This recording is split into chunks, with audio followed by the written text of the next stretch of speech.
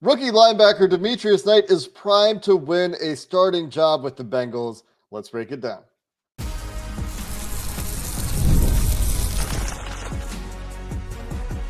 You are Locked On Bengals, your daily Cincinnati Bengals podcast.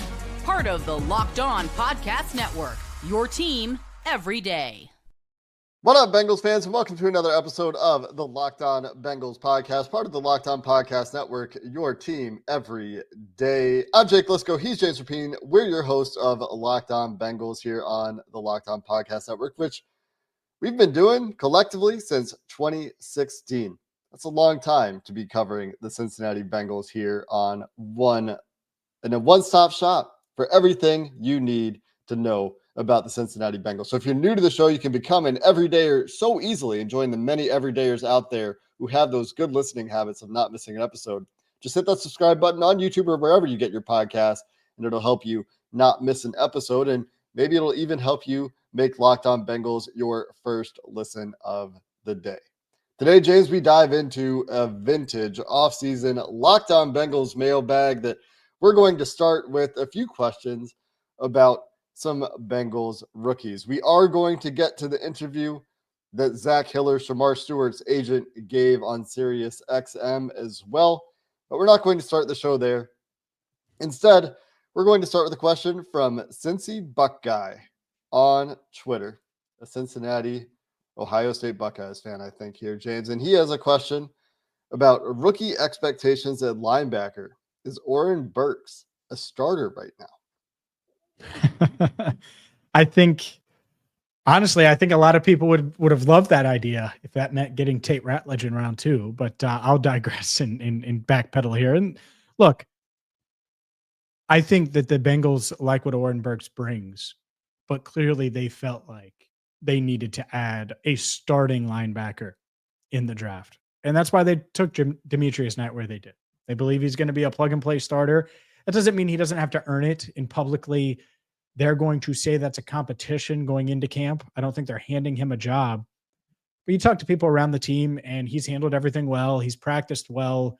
And the belief, the feeling is that 44 is going to start. And that feeling has really started the moment he was the 49th overall pick in the draft. And you're talking about a guy who's 25 or about to be 25 in like a week and a half, 2 weeks.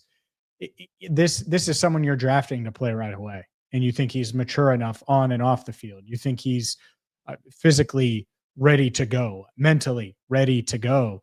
So all signs are pointing to that being the case. I think he still needs to cement that. And that means playing well in training camp and in the preseason. There's going to be lumps and bumps and things that he has to learn on the fly.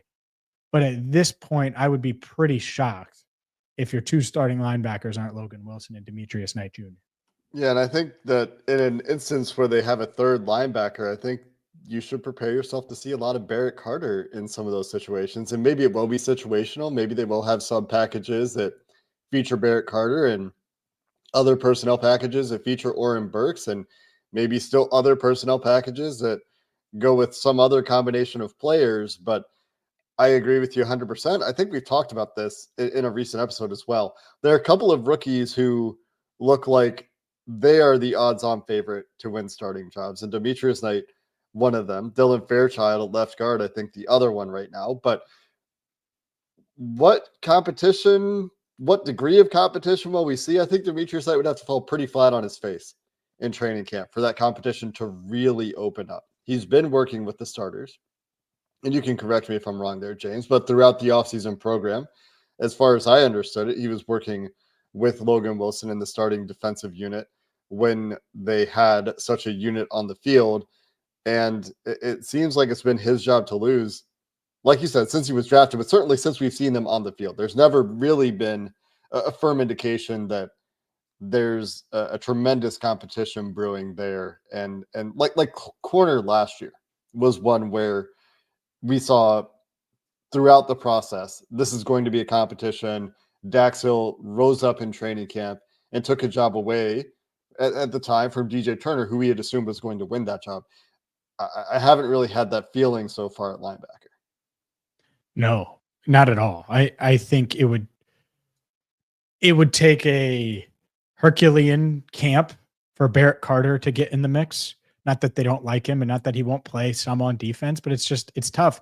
And Oren Burks, they clearly signed him as the Akeem Davis Gaither type of replacement, a veteran that if you need him to start, fine, you're not banking on it. It gives you some insurance there at linebacker. And look, I think they're pretty deep there overall. But to me, when you invest a second round pick in a guy like Demetrius Knight, considering who was available and knowing what we know, they really, really like Tate Ratledge.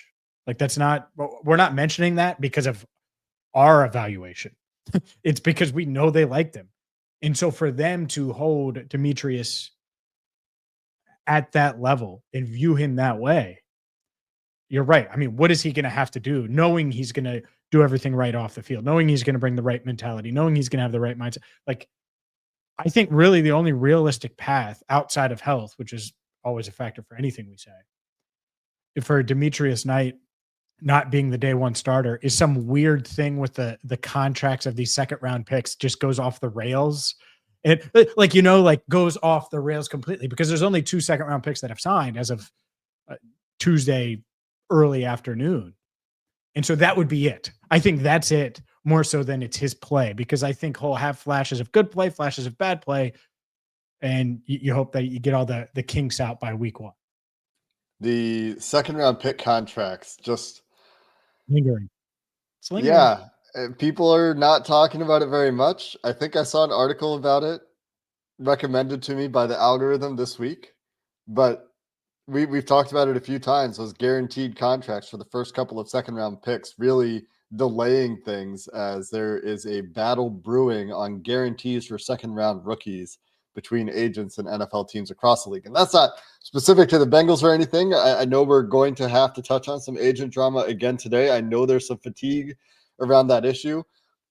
I'm trying to put this into context that says this should not be an issue of fatigue for Demetrius Knight. He is doing all the work. I think it will work out. It is a league-wide issue. That is not a Bengals-specific issue, the way that whatever's going on with Shamar Stewart seems to be specific to the Bengals. Before we get to that Shamar Stewart topic, coming up next, let's talk about the right guard competition and whether that competition will open up beyond the veterans on this team. We'll go to that topic as we continue the mailbag coming up next. Guys, you've probably heard of Viagra, Cialis, and maybe you've even tried them. But if you're looking for something beyond the usual pill, it's time to meet Rugiet Ready. Rugiet Ready is a next generation prescription testament and treatment that is designed to amplify arousal in the brain and boost blood flow. Unlike usual pills that can take hours, Rugiet's 3-in-1 formula dissolves under your tongue, kicks in fast on average in 15 minutes, and effects can last up to 36 hours. So you can stay confident and in control when the moment is right. And it's completely online. Rugiet connects you with a board-certified doctor and ships your treatment discreetly to your door. Over 150,000 men have already made the switch. You can even read real customer reviews on their site. Head to Rugiet.com/LockedOnNFL and use code LockedOnNFL to get 15% off today. That's RUGIET.com/LockedOnNFL and promo code LockedOnNFL for 15% off. Individual results may vary with prescription treatment. Compounded drugs are permitted to prescribed under federal law, but are not FDA approved and do not undergo FDA safety, effectiveness, or manufacturing review. Please visit the Rugiet website for full safety information. James, throughout the offseason program, there was an assumption, and we saw it play out on the field, that the right guard battle looks like it's between, at least right now, Cody Ford and Lucas Patrick.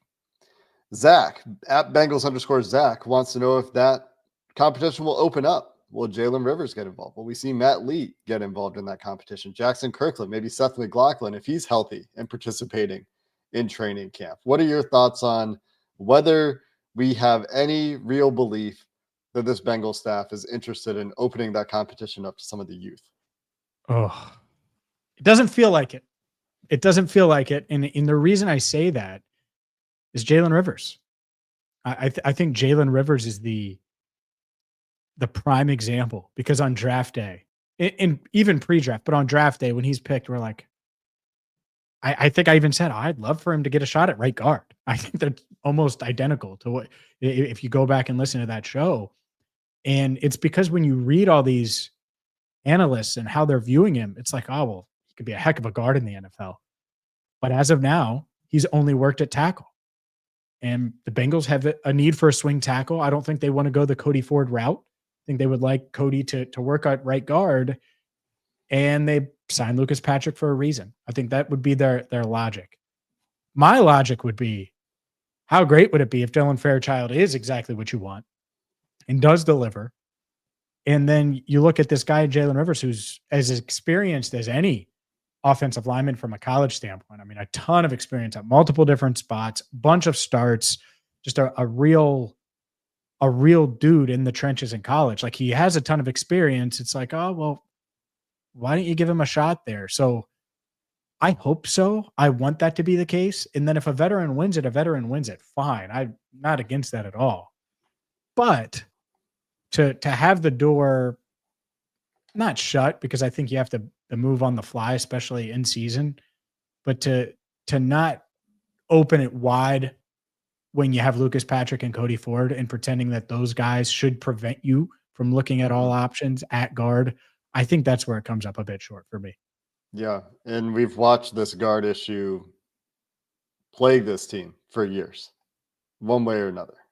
And literally, you mentioned that the show started in 2016. Well, Kevin Zeitler left in 2016 after that season. So basically the entire existence of Locked On Bengals. And there have been spells of decent guard play. Clint Bowling was good. He's been gone for a while now too. Yeah, 2019, yeah. Alex Kappa had some good years before injuries took a toll, or some good periods of play, certainly at least 1 year. And then some injuries started to pile up, and then he was okay, but not what you would have liked to have seen from a persistent perspective. You mentioned Jalen Rivers. I understand the plan. If they're like, Jalen, we would like you to be the swing tackle here. You don't really have another good swing tackle option on the team. And you dealt with some injuries in college. And so in the interest of keeping you as healthy as you can be this year, and I guess also speaking to the fact that he was drafted a little bit later, let's see if we can develop you as a swing tackle. I would love it if there were a better option at swing tackle and a better option at right guard. Not that I think Jalen Rivers can't be a good swing tackle, but he's still a rookie offensive lineman.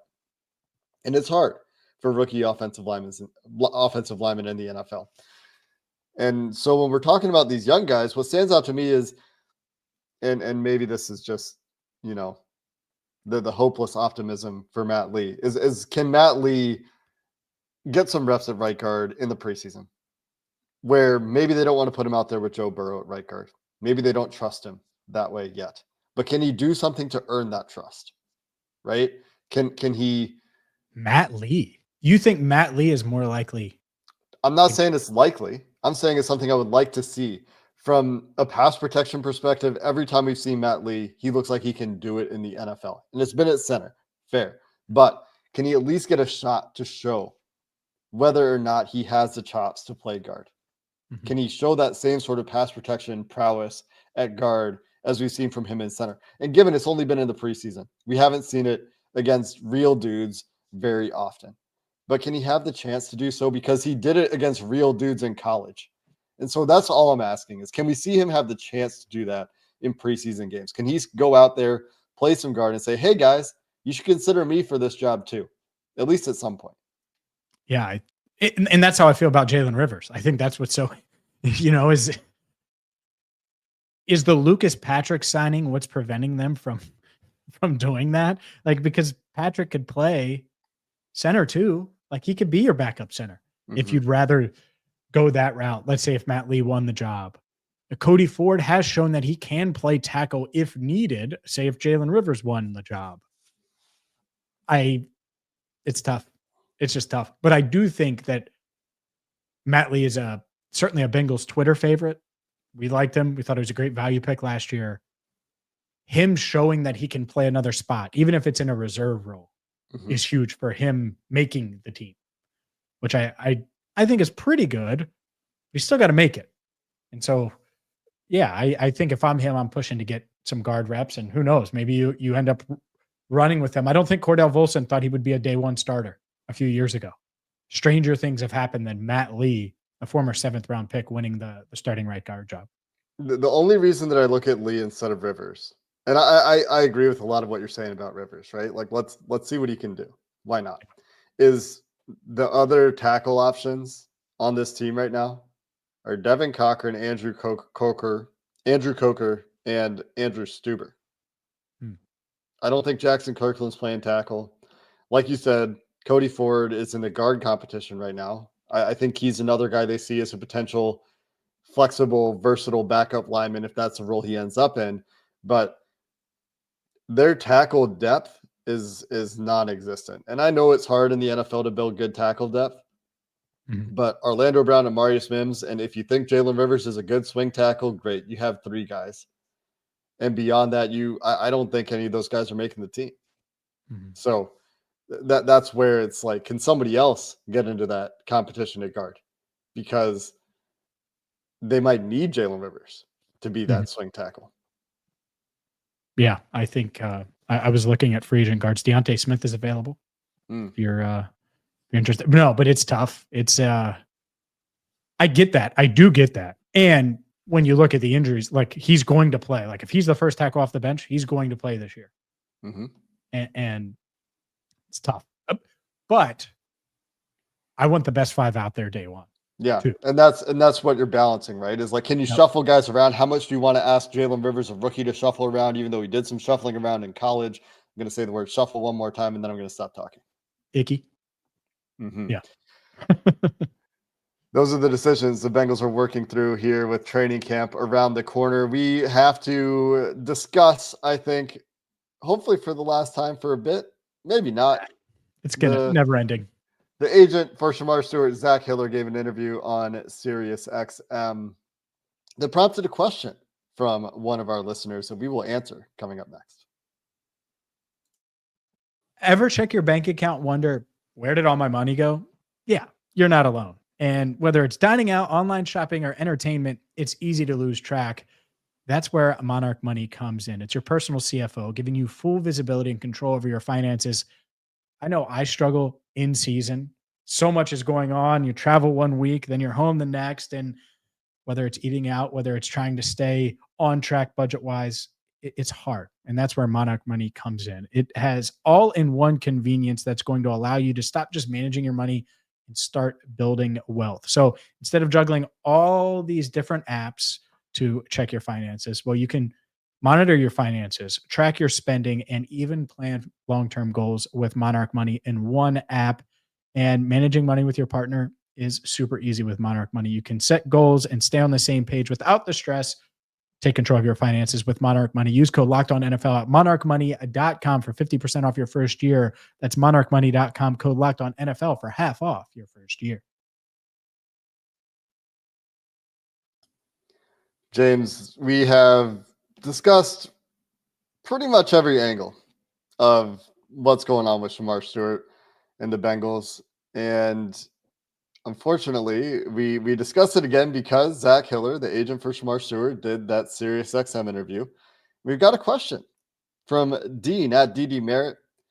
And Dean is wondering if the Bengals ever talked to agents about potential contracts pre-draft. If they talked to Shamar Stewart's agent pre-draft about the clause that's a holdup. Is that an issue if they didn't? And we can get into that topic in addition to what Hiller had to say with this most recent interview.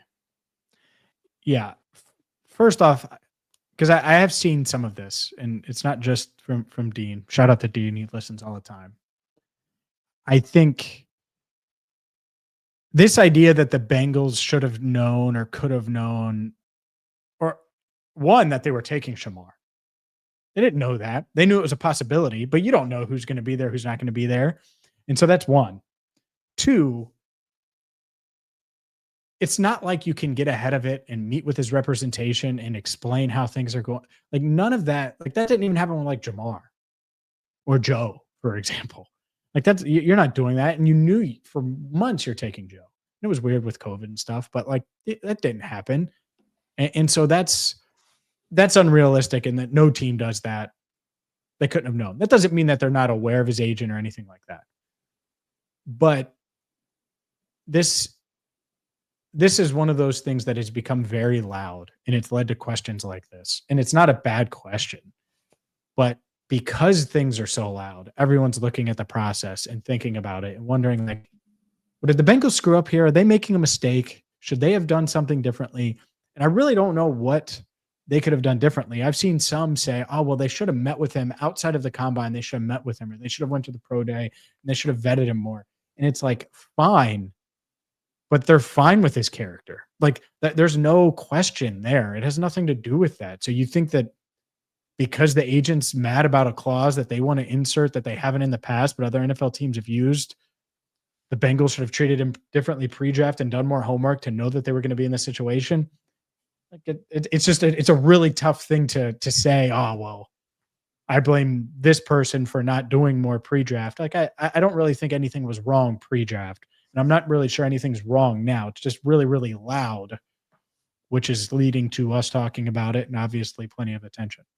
Yeah, I think there's a couple things there. One, is there anything wrong now? I do think that there's a significant chance the Cincinnati Bengals front office took note of what Shamar Stewart said at his locker and didn't like it.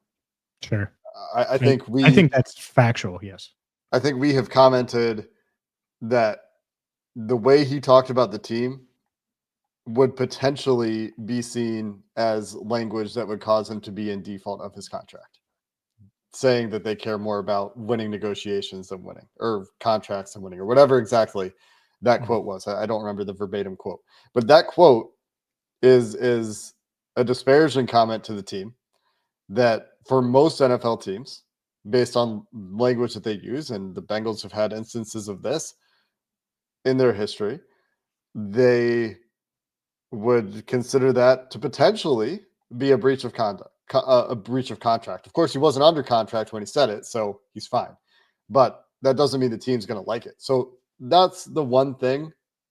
Now, I think pre-draft, there were no character questions for Shamar Stewart. I agree. The Bengals, to my knowledge, did not have any character flags on Shamar Stewart pre-draft.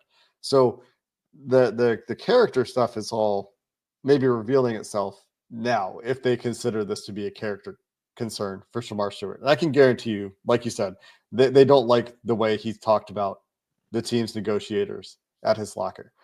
The other thing here is, go ahead. Just real quick. And I do wonder, because one, they did not like that 100%.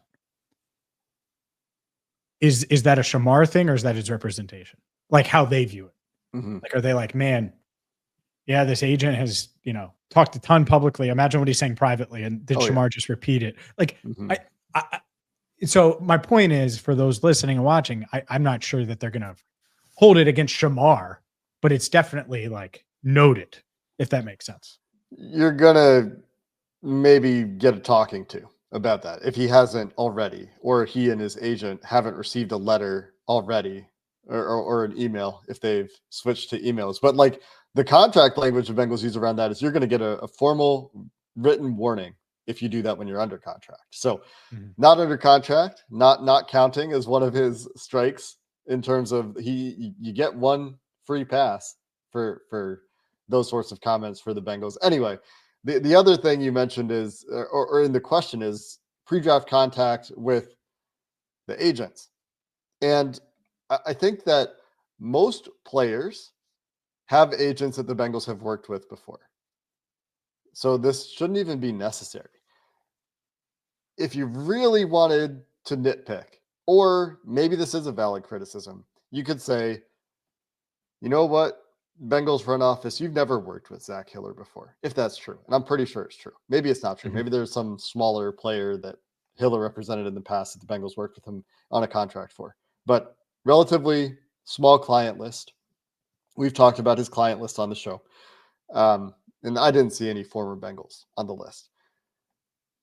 Could you maybe lay some groundwork with agents you haven't worked with before to a more significant degree. It took you until getting a 1-year prove-it deal done for Joseph Osai to get a deal done with David Mulligetta. Like, that is something that potentially you could say the Bengals front office should do. Maybe they could hire somebody, an agent relations individual to work with the front office. You know what I mean? Like somebody to lay the groundwork and establish normal communications with agents. Yeah. Maybe that's something this team needs given their communication issues. But I don't know if that's a normal thing around the NFL either. I'm just shooting ideas out there that, again, I don't think it's normal when a newer small agent comes along that now you're working with for the first time. You're not expecting him to go public with all this stuff the way that this has happened. So I think that it's hard for me to be upset with the Bengals for not anticipating this coming. Yeah, I who knows, right? But yeah, I don't think you can anticipate it, and I don't think you could anticipate the loudness of everything. And that's, you could say, oh well, you should have been able to do it. You should have been able to vet, and it's like, oh well, should you know? And it doesn't matter if it gets done. So get it done by July, let's say 22nd. Rookies report a day or two before that, and that's when it gets interesting. Then it's, you want Shamar on the field for the rookie workouts, and then the veterans show up, and then it's hitting the ground running. So hopefully that happens, Jake. And to get there, however you get there, that's what everyone should want. And I hope it happens so we can start talking about Shamar Stewart, the football player. That's way more fun to me than whatever the heck has gone on over the past month plus. Well, yeah, how's he performing in the early looks we have at him? And, talking about him getting ready for preseason games. And yeah, the football conversation is hopefully going to be much more fun, much more interesting. We have one more topic here that we are not going to get to the degree to which I thought we would get to it today, James. As usual, we're talking about some things for a little bit longer than we anticipated. I guess we're both just long-winded, but John Callison, at John Callison4 on Twitter, had a fun idea. We're just going to start it. Maybe we will have to revisit it at this point, but he wanted us to go through a startup draft of AFC North players. The top guys we're taking for real football, not fantasy football. Who's your number one pick, James? Is it Joe Burrow? Are you starting your team with Joe Burrow here as we start drafting AFC North players? If you think I'm taking Lamar Jackson on Locked On Bengals, you're crazy. I'm taking Joe Burrow. What you talking about? I would take Joe anyways, but yeah, go ahead, take Lamar. And that puts me in a position where, like, do I have to pick Jamar Chase and say, well, you got your quarterback. Are you going to double down at quarter? Maybe you will. Yeah, go ahead and take Jamar. See what happens. Go ahead. I hope you enjoy Aaron Rodgers and Shador, baby. Go ahead. That's right. So you take Lamar Jackson because you need a quarterback. That's do I get to snake? No, you're taking Lamar. I'm taking Lamar. Do I get to snake though? No. Let's just take, because it doesn't. Right. We're not comparing the teams. Let's just draft them. I'll take Jamar. Now you go. This is when it gets more interesting. I think it's really hard at this point because there's all these defensive linemen that are really good in the AFC North, but they're all a little bit older. Like, do I think I can get 4 years out of Myles Garrett? Or he's turning 30 in December. I think it's Myles Garrett. I think. That's what I'm going to go here. I'm going to go Myles Garrett here. Okay. I'll take Kyle Hamilton. That was the next guy I was considering. Yep. Those are the two for me too. It was Myles and Kyle. I was going to go either way. So because Hamilton's younger, but he plays safety. So, how do you differentiate? No doubt. And then again, I'm in this spot where it's like, oh man, Cam Hayward is 36, but he's awesome. He's so good. Can't pick him though. And I don't know if I like TJ Watt enough. I got Myles Garrett. So do I want Myles and Trey and just say, okay, I got Myles and Trey? I was wondering, I was like, man, you better mention Trey. You know where we're at. You better mention Trey. Or is this a point where you go, Tyler Linderbaum, T. Higgins, and just get a dude, Ronnie Stanley, just get a dude for your offensive line? Ronnie Stanley, again, the age thing becoming a factor there. He's 31. It gets really hard at this point, I think. I will take Linderbaum. I'll get a guy who's young on the offensive line. Linderbaum. All right. Interesting. I wish Roquan was better last year because it would have been easy. Yeah. I would just take Roquan. I think. Let me make sure. Here. I need to look at. You know what I should do? I'm just making sure I'm not missing anyone. There's a guy in Cleveland that's really darn good still. But do I take Denzel Ward over TJ Watt? I think I'm going to take Denzel. I think I'm going to just take Denzel Ward over TJ Watt or Trey Hendrickson, because then that way no one can know who I would actually take. Joe Jamar, Kyle Hamilton, and Denzel Ward. There you go. There's the 4 for me. And I'll take Trey because this is Locked On Bengals after all. And I'll just say you can't throw the ball anymore because I have Myles Garrett and Trey Hendrickson. Yep. No, that's what's interesting about it. I 2 elite secondary pieces and 2 elite pass rushers. I would have probably, if we were drafting a team and fielding a team, it would be interesting. But that's fun. I think there's more there. I think there's more. There's more on that if we wanted to. And if I'm building a team, I mean, obviously, if you're building a team around Joe Burrow, Jamar Chase, you're going to go a certain way. And if I'm building a team around Lamar Jackson, Myles Garrett, and Trey Hendrickson, and Tyler Linderbaum, I'm going to go a different way. You know, you're probably taking Derrick Henry pretty soon. Yeah, I'm probably taking Derrick Henry pretty soon. Because he fits Lamar perfectly. I mean, it's oh my God. Yeah. Like, meanwhile, I'm not touching Derrick Henry, but it's way down there. Well, yeah, and I mean, you're probably looking at Mark Andrews, Isaiah, like maybe one of these tight ends pretty soon. Pat Freiermuth. And T. Higgins still hanging out. Like T. Higgins has got to be picked soon. Cam Hayward, TJ Watt at some point. You got to pick a Steeler in this exercise, I guess. It's the AFC North after all. Yeah, well, it'd be their defensive lineman. For sure. Yeah. Well, and Minka, maybe at some point. Maybe. I got Kyle. Yeah, you do, but I don't. That's right. and like Zach Frazier, certainly a draftable player and Isaac Seumalo, draftable. Stone. That's a fun one. That's a fun team building exercise and like trying to figure out, the order, because the age thing is like T. Higgins not getting picked, a little surprising to me. Well, the Denzel Ward one's very questionable. Like, there's probably, I didn't spend much time on it. I didn't even look up his age or, he's been in the league a while now. He's pushing 30. Wasn't a ton of thought, like deep thought here. We're doing this. He's 28. He's young, 28. He's got a couple of years. That's fun. Thanks for that one. That one again from John Callison. That's a fun one. Fun little exercise there to try to draft the AFC North. Curious to know who you would draft. What order would the draft picks go for you if you were drafting the AFC North? If you're listening or watching in a place where you can leave comments, let us know in the comments. Until next time, that's going to do it for this episode of the Locked On Bengals podcast. Thanks for listening. Hoo day, and have a good one.